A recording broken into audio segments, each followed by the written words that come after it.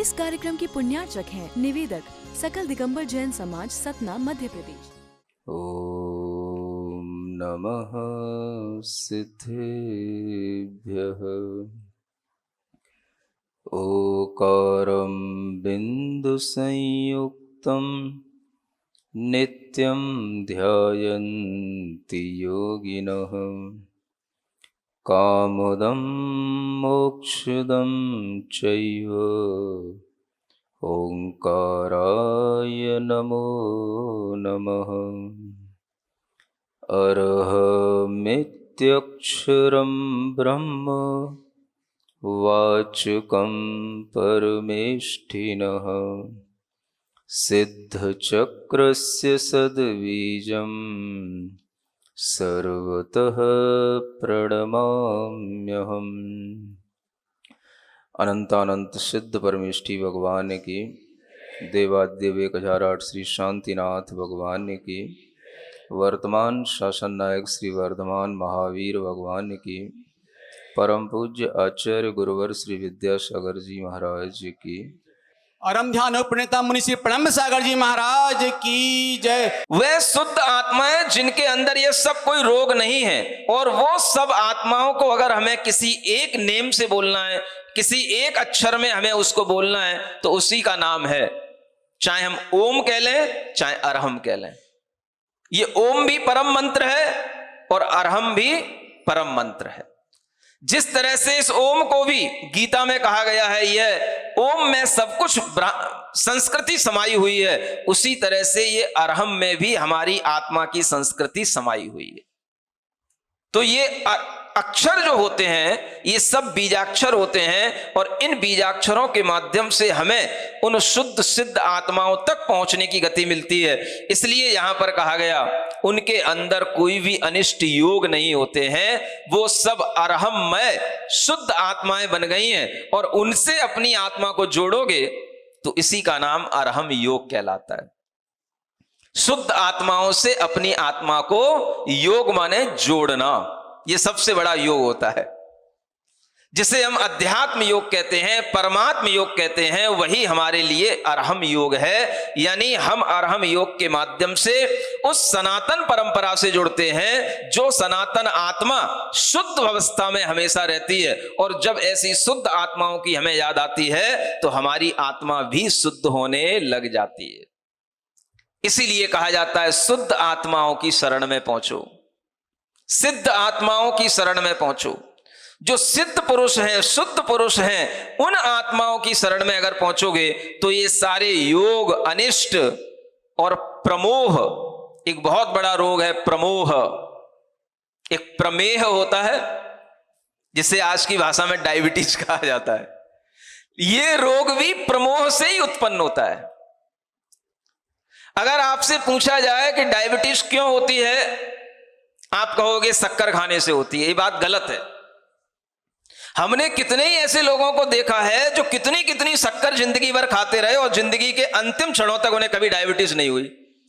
आज आपको 10 साल में, 12 साल में, 20 साल की उम्र में क्यों डायबिटीज हो रही है? मैं नहीं मानता कि शक्कर खाने से डायबिटीज होती है। खाने से डायबिटीज नहीं होती है, उस शक्कर को नहीं पचाने के कारण से डायबिटीज होती है, यूं कहना चाहिए। आपने जो खाया है उसे अगर आपने पचाने के लिए भी कुछ उपयोग किया है, तो आप अगर उसको पचा गए तो सब पच जाएगा। और पहले के लोगों में इतनी जठराग्नि होती थी, इतनी क्षमता होती थी कि रोग भी पचा जाते थे वो, इसीलिए कभी रोग नहीं होते थे। जठराग्नि को प्रबल बनाए रखने के लिए भी हमेशा कुछ ना कुछ ऐसी भोज्य वस्तुएं हमेशा भोजन के उपरांत देने का विधान बताया गया है कि अगर आप उनका सेवन करते रहोगे तो आपकी जठराग्नि नियमित रूप से अच्छी चलती रहेगी और आपको ऐसे रोग कभी नहीं होंगे। भोजन करने से, मीठा खाने से, ज्यादा खाने से अगर आपके लिए रोग होते हैं तो आप इन रोगों पर कंट्रोल करने के लिए इन चीजों पर भी कंट्रोल कर सकते हैं। लेकिन सबसे बड़ी चीज है, हमें अपनी उस पुरातन संस्कृति में होने वाली जो पद्धतियों में जो भोजन के बारे में बताया गया है, हम उसको भी ध्यान में रखें। जैसे सनातन परंपरा हमें आत्मा के विषय में ज्ञान कराती है, ऐसे ही सनातन परंपरा हमें शरीर को स्वस्थ बनाए रखने का भी ज्ञान कराती है। और उसी परंपरा में हमें यह भी बताया जाता है हमेशा ऐसा भोजन करो जो शरीर के लिए हितकारी हो, हल्का हो, पाचन में सहायक हो और वह कभी भी शाकाहार के अलावा अन्य कोई भोजन न हो। ऐसा भोजन करना भी एक सनातन परंपरा के अंतर्गत आता है। शाकाहार की परंपरा, अगर शरीर के साथ जुड़ करके चल रहे हो तो शाकाहार करो, गंदी चीजें न खाओ न पियो। शराब गंदी से गंदा पेय पदार्थ है। अगर आपके शरीर में यह चला गया तो आप कभी भी उस शुद्ध परमात्मा की उपासना करने की योग्यता ही नहीं रख पाओगे, योग्यता ही खो दोगे।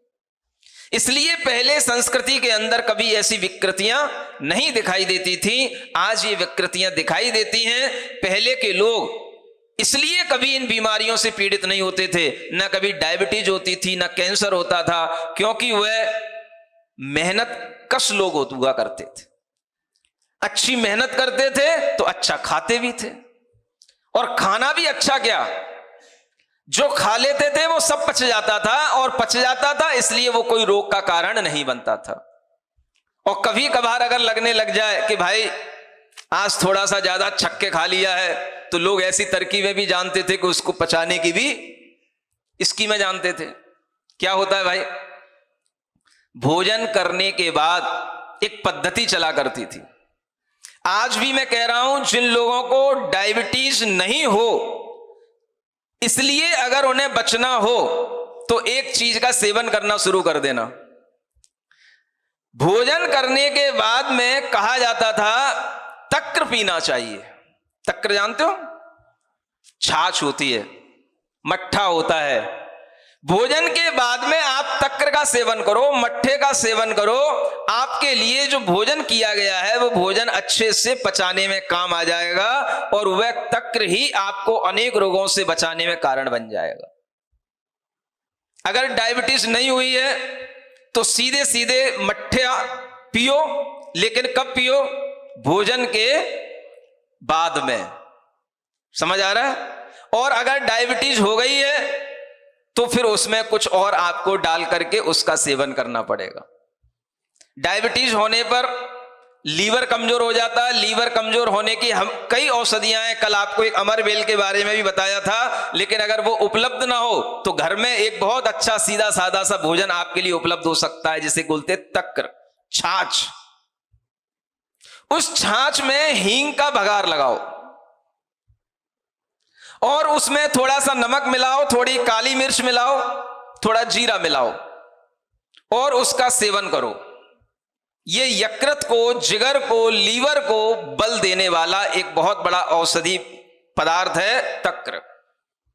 अगर आप इसका सेवन प्रतिदिन करेंगे नियम से, आपके लिए जो डायबिटीज हुई है उसमें भी कंट्रोल आएगा, और लीवर की जो प्रॉब्लम है वो लीवर की प्रॉब्लम भी दूर होगी, चाहे वो लीवर बढ़ गया हो, चाहे वो लीवर के ऊपर सूजन आ गई हो।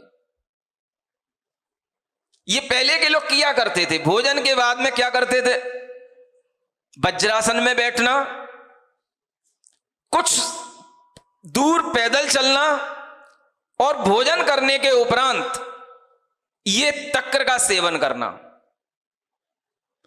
उसके भी उपरांत कुछ ऐसी और मसालेदार चीजें होती हैं, जैसे सौंफ है, इलायची है, लवंग है, इनका सेवन करना। ये सब क्या होती हैं, ये सब चीजें आपके भोजन को पचाने के लिए, भोजन में जो रस नहीं है उसके रस को बनाने में कारण बनती हैं। और इन सब चीजों को छोड़ करके आप लोग बिस्लरी का पानी पीने लग गए, कोल्ड ड्रिंक्स पीने लग गए, इसलिए बीमारियों के शिकार बनने लग गए। मोह छोड़ना पड़ेगा तब कुछ बनेगा। प्रमोह से प्रमेह उत्पन्न होता है। अगर आपका भोजन में ज्यादा मोह हो गया तो फिर ये डायबिटीज रोग उत्पन्न होगी, क्योंकि आप अपने मोह के कारण से ये भी नहीं देख पा रहे हो हमें क्या सेवन करना चाहिए और क्या सेवन नहीं करना चाहिए। भोजन कराने की भी एक कला होती है, भोजन करने की भी एक कला होती है, और भूख भी समय पर लगना ये स्वास्थ्य के लिए अच्छा माना जाता है। समय पर भूख लगे, समझ आ रहा है? कोई अतिथि आपके घर में आ रहा हो और उसे समय पर भोजन चाहिए और आप उसे समय पर भोजन ना दे पाए तो ये आपकी बहुत बड़ी कमी मानी जाएगी। अतिथि आ रहा हो, आप उसकी परीक्षा किसी भी तरीके से कर लें, लेकिन उसे समय पर भोजन तो उपलब्ध होना ही चाहिए। राजा श्रेणिक कहां पहुंच गए हैं पता है आपको?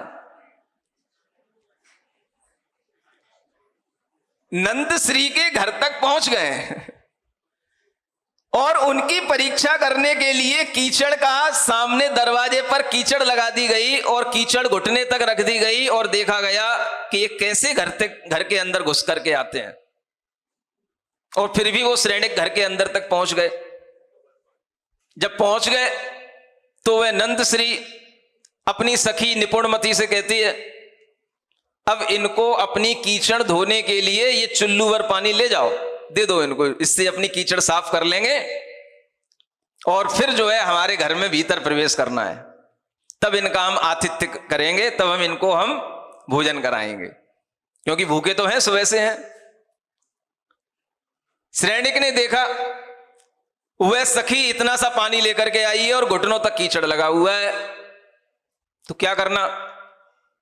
बुद्धि चातुर्य से ही सभी काम होते हैं और ये बुद्धि चातुर्य अच्छे राजाओं में होते हैं, कुशल प्रशासकों में होते हैं, नेताओं में होते हैं, जो अच्छे पदों पर होने वाले लोग होते हैं उन सब में ये बुद्धि का चातुर्य जरूर होना चाहिए।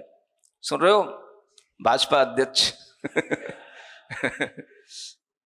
ये बुद्धि के चातुर्य के बिना कभी कोई अपनी पद की जो एक ड्यूरेबिलिटी है वो ज्यादा नहीं रह पाती है। बुद्धि चातुर्य जरूर होना चाहिए। तो राजाओं के गुणों के माध्यम से सीखा जा रहा है इतने से पानी में कैसे काम चलाया जाए, कम पानी में भी हम कीचड़ को कैसे साफ करें, ये सबसे बड़ी अर्थव्यवस्था हमें सिखाई गई राजा श्रेणिक के द्वारा। क्या किया उन्होंने?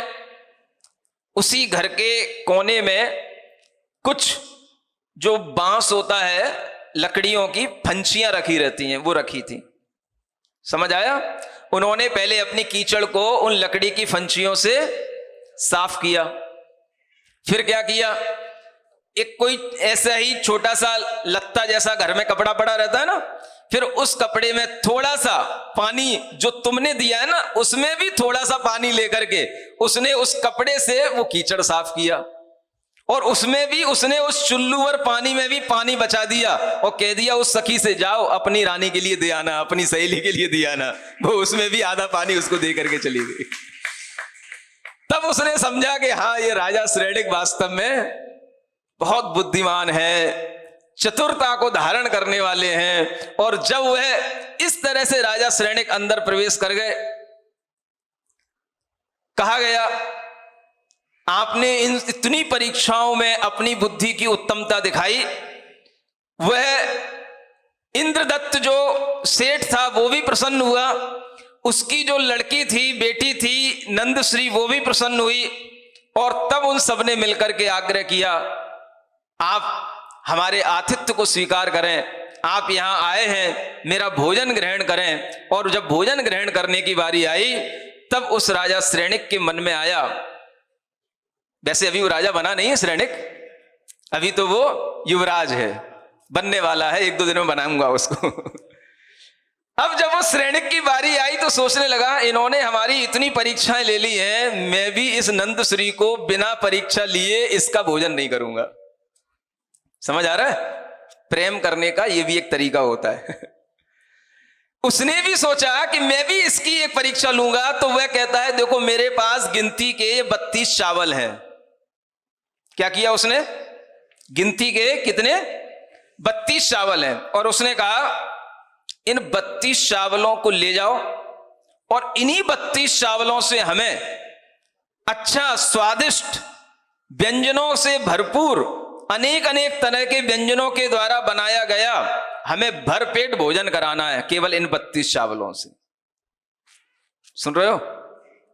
दे दे तुमको, बना लाओगे कल 32 चावल के ढेर सारे व्यंजन। जब नंदश्री ने ये देखा और उसके मुख से सुना तो उसने भी समझ लिया अब अपनी भी बारी आ गई है। बहुत देर से हम उसकी परीक्षा कर रहे थे, अब हमारी भी परीक्षा की बारी है। उसने समझ लिया क्योंकि 32 चावल में कितना सा भोजन बनेगा, तो उसने क्या किया, अपनी कुशलता से, बता दें ये सब फॉर्मूले आपको काम आ सकते हैं, राजनीति में भी काम आते हैं, गृह नीति में भी काम आते हैं और समाज नीति में भी काम आते हैं। कम में भी कैसे घर चलाया जाता है, कम में भी कैसे अपना काम निकाला जाता है, और यही चीज अगर सीख ली जाए, मुझे लगता है कि इस कहानी के माध्यम से यही सिखाया जा रहा है, कम में कैसी अच्छे ढंग से घर की व्यवस्था बनाई जाए। पैसा कम भी है तो हम कैसे घर को मैनेज करें, समझ आ रहा है। लेकिन जो यहां विधि बताई जा रही है वो विधि आप बहुत आसान नहीं समझना। 32 चावल थे, उसने उन 32 चावलों के छोटे छोटे से पुए बनाए। पुए जानते हो ना, पुए, उसने उनके वो पुए बनाए छोटे छोटे से 32 चावलों के, और उन पुओं को अब उसने अपनी उस सहेली के लिए दे दिया, निपुणमती के लिए, और कहा इनको ले जाओ और इससे कुछ पैसा कमा करके लेकर के आओ। वो निपुणमती उन पुओं को लेकर के बाहर निकली और एक ज्वारियों के झुंड के सामने खड़ी हो गई।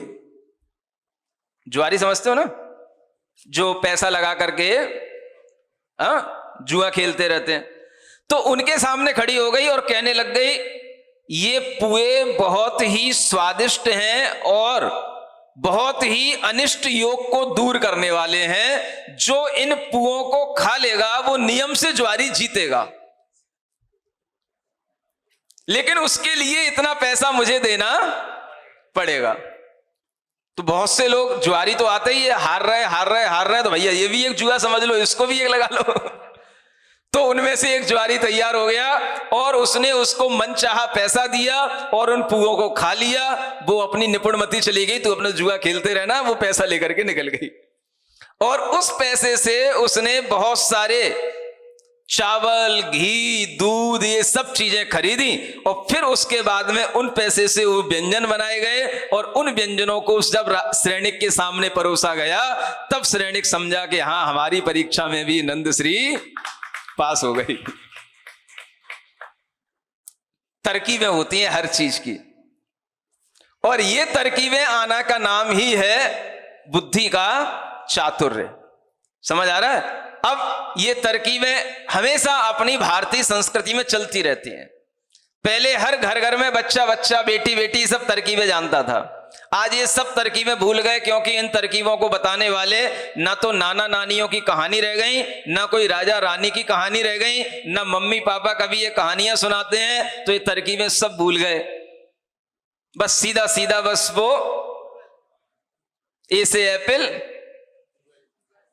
और बी से क्या बोलते हो, बी से, अरे बोलो तो, इंग्लिश मीडियम में पढ़े हो। बी से बॉल, ये सिखाया जाता है। अब जब आपको एप्पल, बॉल, ये सब चीजें सिखाने में समय लग गया, और आपके लिए किसी भी तरह का बच्चों को अच्छी कहानी, अच्छे राजाओं से परिचय, ये सब सुनाने को नहीं मिला, तो ये बुद्धि का चातुर्य तो बच्चों में खो ही गया। चाहे कितना ही वो MBBS कर ले, चाहे IAS कर ले, बुद्धि का चातुर्य आएगा तो इसी तरह की कहानियां समझने से आएगा। जब उसके लिए भोजन परोसा गया तो उसने देखा कि हाँ, किस तरह से तुमने 32 चावलों से भोजन लिया, तो उसने बताया, और उस भोजन जब उसने किया तब उसके लिए प्रसन्नता हुई, और तब दोनों की परीक्षाएं समाप्त हुई। समझ में आ रहा है। श्रेणिक कहां पहुंच गए, नंदश्री के यहां पहुंच गए, आतिथ्य स्वीकार कर लिया। इंद्रदत्त सेठ को भी समझ में आ गया, जहां मुझे बहुत अच्छा रूपवान राजा की तरह दिखने वाला सुंदर पुरुष दिखाई दे रहा था, मैं इसको मूर्ख समझ रहा था, ये बहुत बुद्धिमान पुरुष निकला, और मेरी बेटी भी बहुत बुद्धिमान है, जो उसने इतनी परीक्षा करके उसे अपने घर तक बुला लिया। सब प्रसन्न हो गए, सभी संतुष्ट हो गए, और वह श्रेणिक वहीं पर रहने लग गया। और रहते कुछ दिन उन्होंने उस वहीं पर रहा, और रहते रहते सब चाह ही रहे थे। क्या चाह रहे थे इंद्रदत्त तो चाह ही रहा था, जब पिता चाह रहा है बेटी के लिए भी परीक्षा करके चाहना था, उसने भी चाह लिया और श्रेणिक राजा ने भी परीक्षा कर ली, सबने एक दूसरे की परीक्षा कर ली। किसके लिए कर ली? और परीक्षा करने के बाद में जब सब संतुष्ट हो गए तो श्रेणिक का विवाह उस नंद श्री के साथ में करा दिया गया। क्यों धीमी ताली क्यों बजाते हो? अच्छी बात नहीं? किसी अच्छे योग्य वर का मिल जाना, योग्य वर वधू का मिल जाना अच्छी बात नहीं क्या? अनुमोदना कर लो ताकि तुम्हारे भी बच्चों के लिए योग्य वर वधू मिले। जब वह योग्य वर वधू मिल गए, दोनों के लिए इस तरह से एक साथ सुखपूर्वक रहना होने लगा, तब आगे चल करके उनका जीवन कैसे सुख संपन्नता के साथ बीतने लगा ये आपको बताया जाएगा। अभी आप ये ध्यान में रखें कि सिद्ध भगवानों के पास में कोई रोग नहीं होते हैं, आत्मा सनातन होती है और परीक्षा करके ही हमें हमेशा वर वधू का एक सुयोग्य चयन करना चाहिए। और इन सब बातों को समझते हुए अगर हम अपनी सनातन संस्कृति को आगे बढ़ाएंगे तो हम हमेशा जीवन में सुखी रहेंगे। आचार्य पूज्यपाद देव विरचित सिद्ध भक्ति के माध्यम से पिछले कई दिनों से आप सभी लोग और स्वयं हम भी भगवान सिद्धों की आराधना करते हुए उन सिद्ध भगवंतों के गुणगानों का किस रूप में हम वर्णन कर सकते हैं और किस तरह से आप उस वर्णन को सुन भी सकते हैं और समझ सकते हैं, यह एक प्रयास चल रहा है। और इस तरह की यह जो एक उपदेश की प्रक्रिया है, इसे मैं भगवान सिद्धों के गुणों का वर्णन करने का एक प्रयास मात्र ही मानता हूँ, क्योंकि ऐसा करना भी एक बड़े साहस का काम होता है। समाज के अंदर जहाँ पर लोग अनेक अनेक तरह के मनोभावों के साथ बैठते हैं और वहाँ पर सीधा सीधा सिद्ध भगवान की बात करना और वो लगातार करना और उन सिद्ध भगवंतों के गुणों का वर्णन करते हुए सभी जीवों के लिए ये भावना उत्पन्न करना कि हमारे अंदर भी सिद्ध प्रभु बनने की भावना आए, यह प्रयास भगवान शांतिनाथ के चरणों में ही संभव हो सकता है। भगवान जब अपने गुणों के साथ में विराजमान होते हैं तो उन गुणों का वर्णन करते हुए कभी कभी ये भी वर्णन करना पड़ता है कि हम ये जानें कि दोष क्या हैं और गुण क्या हैं। इसी हेतु कल आपके समक्ष ये रखा गया था कि भगवान के अंदर कौन कौन से दोष नहीं होते हैं, कौन कौन सी बीमारियां नहीं होती हैं, और बीमारी नहीं होने भी अपने आप में एक बहुत बड़ा सुख है। और ये बीमारी का अभाव दिखाना भी भगवान के अंदर सुख की सत्ता को बताना है। इसलिए आज भी हम उसी काव्य नंबर 6 को आगे पढ़ते हुए अंतिम जो लाइन थी उसके बारे में थोड़ा सा और वर्णन करने का प्रयास करते हैं। कल तीसरी लाइन का वर्णन हो गया था, चौथी रह गई थी। आज फिर हम भगवान की उन्हीं गुणों की आराधना करने के लिए इस काव्य नंबर 6 को पढ़ते हैं। अन्याकाराप्ति हेतुर न च भवति परो येन तेनाल्पहीनः प्रागात्मोपात्त देह प्रतिकृति रुचिराकार एव हि अमूर्तः क्षुतृष्णा श्वास कास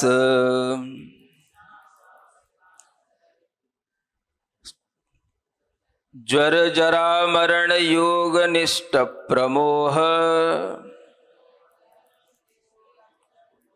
व्यापत्यादुग्र दुख प्रभव भवहते कोऽस्य सौख्यस्य माता।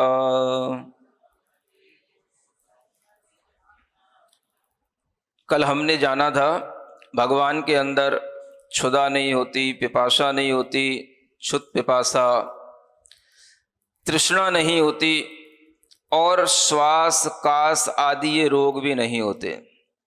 श्वास के रोग अलग होते हैं और वही श्वास के रोग कभी कभी कास रोग में बदल जाते हैं। कास जानते हैं आप? एक तरह की खांसी को कास कहते हैं। किसको बोलते हैं?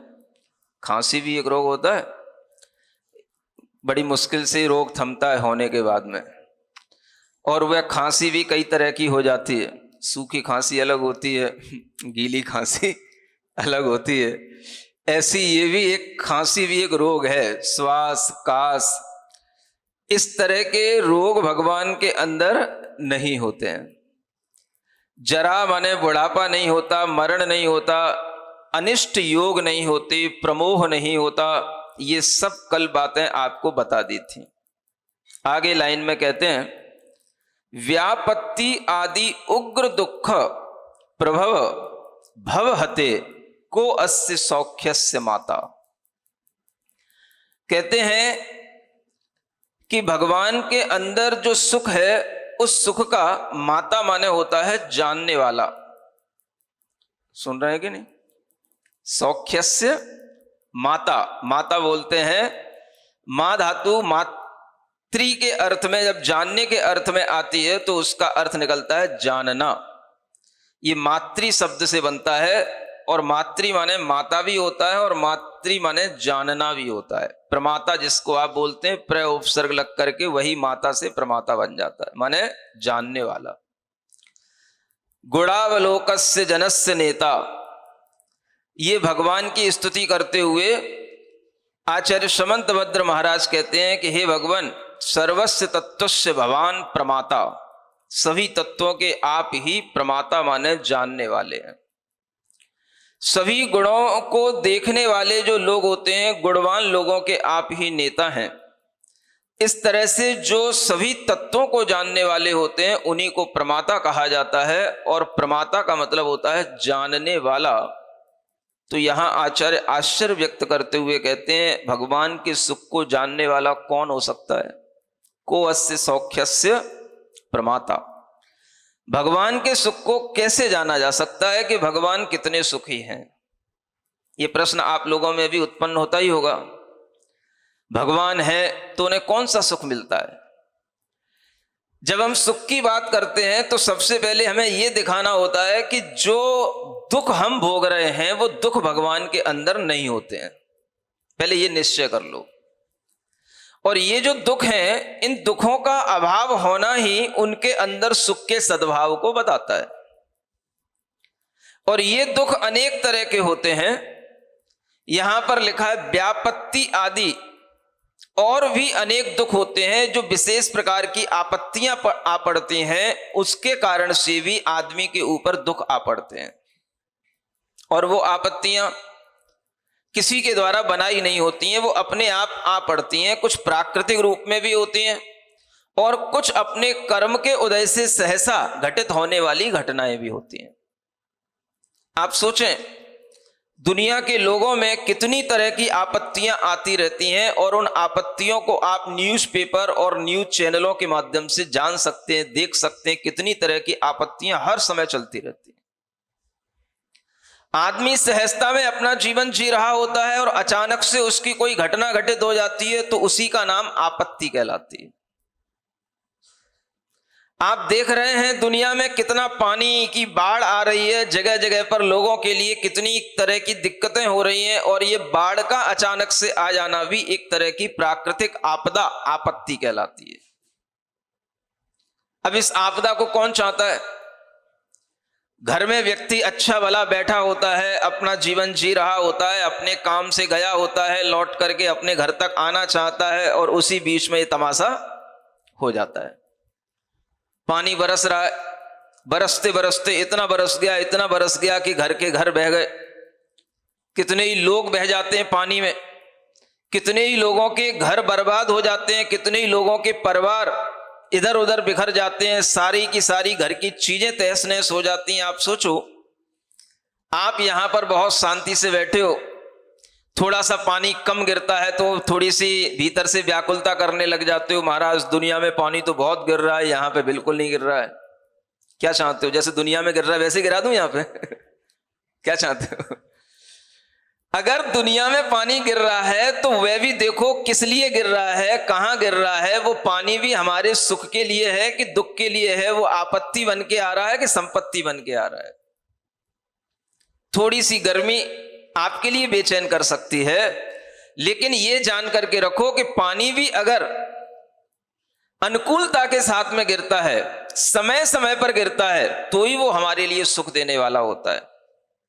अन्यथा थोड़ी सी गर्मी तो हमें सहन कर लेनी पड़ती है, और गर्मी तो आती भी रहती है, और गर्मी के कारण से ही बहुत कुछ हमारे लिए फायदा भी रहता है। लेकिन आपको लगता है कि गर्मी से बड़ी परेशानी होती है। परेशानी तब होती है जब ये महसूस करो कि पानी गिरे ही ना, और अगर नहीं गिरे तब जाकर के हम कहें कि भाई पानी यहां पर गिर नहीं रहा है। पानी नहीं गिरने का मतलब सूखा पड़ गया। कहीं सूखा तो नहीं पड़ रहा है, गिर रहा है, समय समय पर गिर रहा है। क्योंकि सावन के महीने भी 2 हो गए हैं, तो पानी भी बेचारा क्या करे, प्रकृति भी क्या करे। अब सावन के 2 महीने हो गए हैं तो दूसरा महीना ही आप मान्य रखोगे, दूसरा महीना ही माना जाएगा ना, क्योंकि आप इस सावन के महीने में कोई कार्यक्रम कर ही नहीं रहे हो। वरना सावन के महीने में भगवान नेमिनाथ स्वामी की जन्म जयंती भी आती है, तब कल्याणक भी आता है ना। सावन के महीने में पार्श्वनाथ भगवान का भी मुकुट सप्तमी का वह पर्व आता है, मोक्ष कल्याणक का पर्व आता है।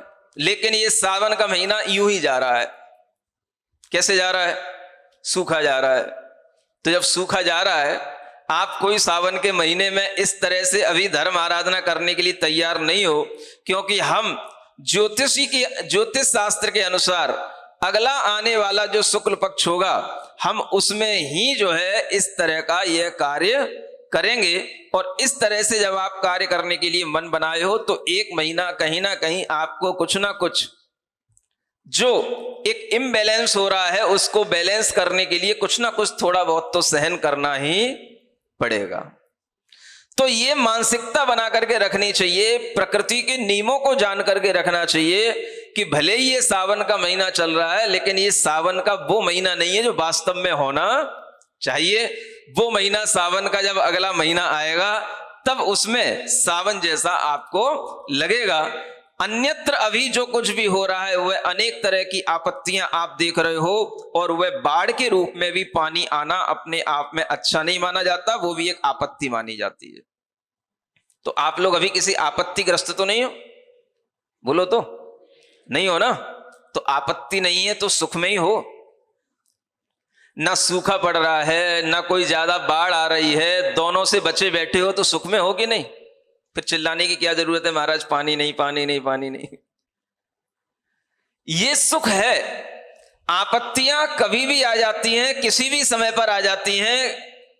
कल की एक न्यूज आप देखो, आदमी के लिए एक व्यक्ति को करंट लग जाता है, सुन रहे हो, और एक व्यक्ति उसके लिए बचाने जाता है और ध्यान नहीं रखता है कि करंट को मैं आदमी को कैसे बचाना चाहिए, और एक के बाद एक उस करंट की गिरफ्त में आते चले जाते हैं, और 17 लोगों की मौत हो जाती है। समझ पा रहे हो? ये क्या कहलाती है? ये कहलाती है आपत्ति। अचानक से आ जाने वाली आपत्तियां। चल रहे हैं रास्ते में, किसी भी तरह से हम अपनी सुरक्षा के साथ चल रहे हैं, लेकिन किसी कार वाले ने, किसी स्कूटर वाले ने कोई आकर के एकदम से ठोकर दी, और हम जो है किसी तरह से गिर पड़े, तुरंत हमारे हड्डियां फ्रैक्चर हो गई, एकदम से हमारे लिए बीमारी पड़ गई। ये क्या हो गई? ये आपत्तियां कहलाती हैं। सडन आ जाने वाली अनेक तरह की जो ये विपत्तियां होती हैं, ये आपत्तियां भी आदमी के लिए कभी भी दुख का कारण बन जाती हैं। इसलिए आदमी हमेशा दुख में घिरा रहता है। कितना ही बच के चलो, कितना ही देख करके चलो। शायद जहां तक मुझे याद आ रहा है, एक बार मुनिश्री समय सागर जी महाराज को भी शायद एक चोट लगी थी, नहीं नहीं अंगूठे में नहीं, यहीं लगी थी। वो चल रहे थे और महाराज जी की आदत है वो थोड़ा सा बिल्कुल नीचे ही सिर झुका करके ज्यादा देख करके चलते हैं, तो शायद सामने कुछ ऐसा कुछ पाइप वगैरह था।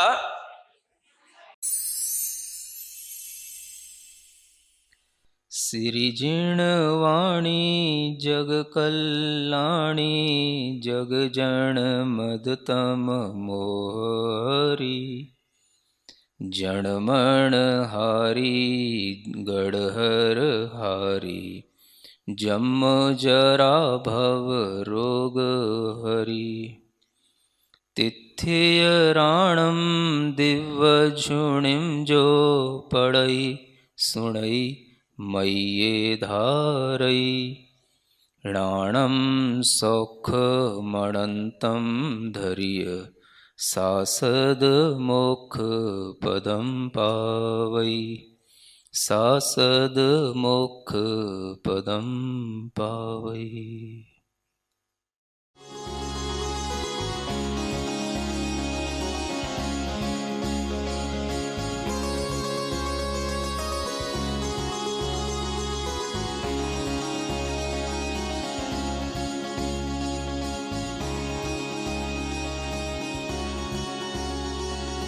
इस कार्यक्रम के पुण्यार्चक थे निवेदक सकल दिगंबर जैन समाज, सतना, मध्य प्रदेश।